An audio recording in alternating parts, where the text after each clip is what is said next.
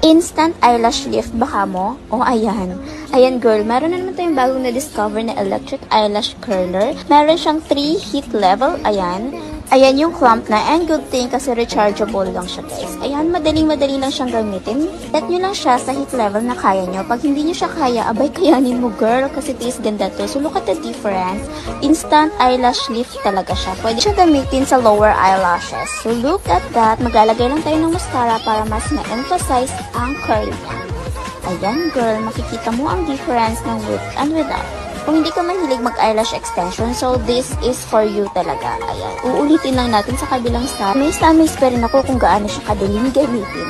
So ayan, wag niyong kalimutan mag-mascara para ma-emphasize talaga yung curl niya. The look. Grabe naman, kung gusto niyo yung mga simple eyelashes lang, this is for you talaga guys. Ang maganda dito kasi madadala mo lang siya anytime, anywhere. So lalagay ko siya sa yellow basket para